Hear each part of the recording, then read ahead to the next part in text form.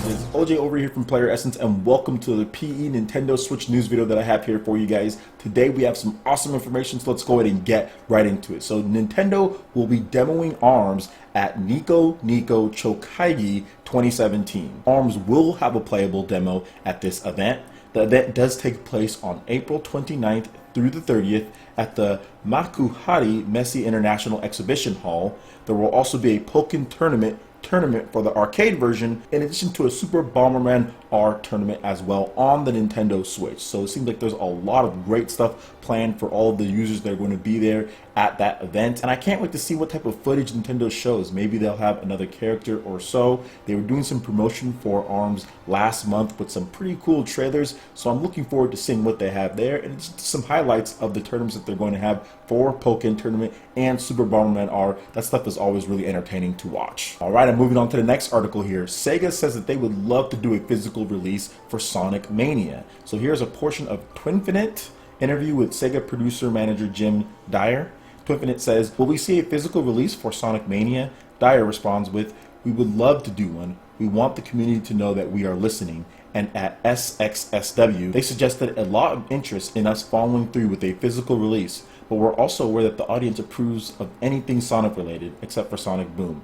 So while we are listening and it's something we like to do, at this stage we are going to see how it goes. And I was joking with that Sonic Boom part, he didn't say that. But yeah, I think this would be really cool if they did a physical release. I know Sega knows that people want a physical release for this game. It should have been on the table pretty much from the very beginning, especially with this style of game. I know that they're doing a special edition, and I actually thought that it came with the physical cartridge and a CD for all the different versions of the game. I didn't know that it wasn't, that it was just digital and you just get a bunch of stuff. So yes, having a cartridge on the Nintendo Switch would be great. This game seems tailor-made for the Nintendo Switch, the type of style it is, classic retro, being able to play on the go in addition to playing at home, and I know a lot of Nintendo Switch owners are going to want that physical release. The trailer did really well on Nintendo's channel. A lot of Nintendo fans are interested in this game, and I think it would be in their best interest to have a physical release for Sonic Mania at launch. If they waited, I'm not sure if that's the best idea, although the game is delayed, so there is still time to decide whether they want to do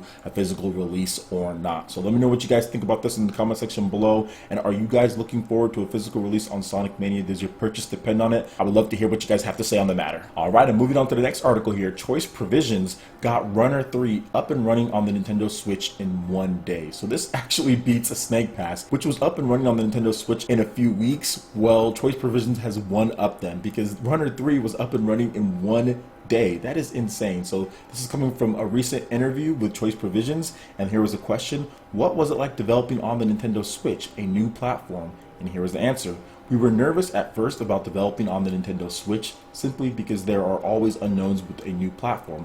We ended up getting the game running on the console in only a day, however, and it's been smooth sailing ever since. So this is absolutely fantastic news that they were able to get this going in a day, especially considering the upgrade that Runner 3 has over Runner 2 and what they're doing with that game. Obviously these dudes are always on the Nintendo train when it comes to releasing their games. Commander Video has been a staple from like the WiiWare days and going on, even to the point to where we got a trophy in Super Smash Bros. For Wii U and Nintendo 3DS. This is actually really good news. Runner 3 is probably going to be the biggest indie release when it comes to small scale indies, not the larger scale ones, on the Nintendo Switch for the whole year. It's going to be an exclusive for the time being. You're not going to see it on any other consoles for this point, and especially for 2017. Nintendo's backing it pretty well here, and I'm really excited to see this game, Runner 3, because I've said this before, I'll say it again, and especially for those new subscribers, if you haven't heard me say this, but I love the Runner franchise. It's absolutely one of my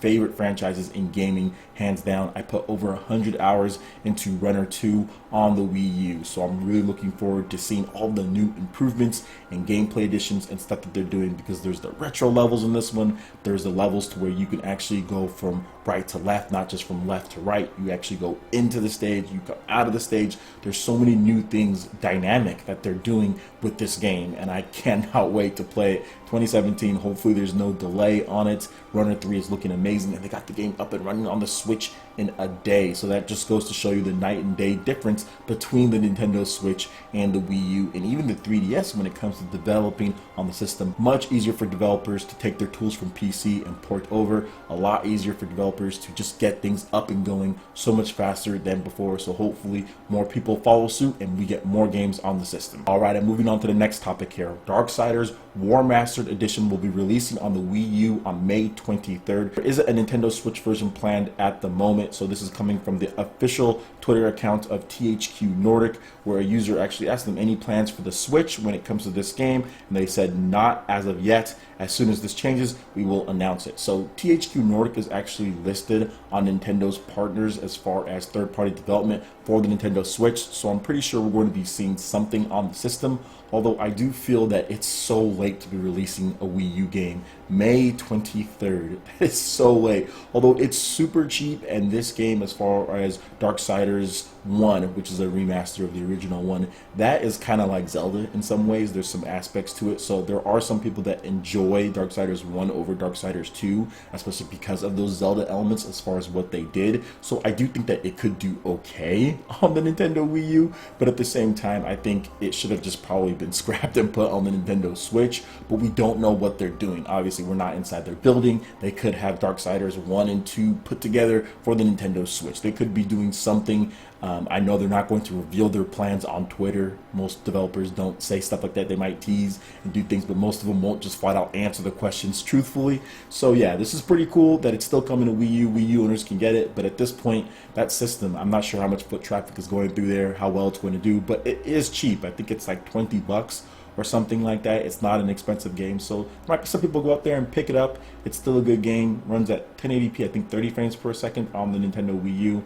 I know the PS4 and Xbox One versions already released late last year. Those are 1080p 60, so it just depends on what you're looking for. If you're looking for like some type of adventure game on the Wii U to play, if you don't have a Nintendo Switch at the moment and looking for a game, this is definitely not a bad choice, and it is still some support there. So let me know what you guys think. Are you looking at picking up this game for the Wii U at all? And what do you feel THQ Nordic will be putting out on the Nintendo Switch? I would love to hear you guys' thoughts in the comment section below. Alright guys, that wraps it up for this video here. Go ahead and hit that like button if you did like it. Lets me know you guys want more content like this going forward in the future, and subscribe to PlayerEssence for the latest news, reviews, discussions, and more. Thank you so much for watching, and we'll catch you ninjas for the next video.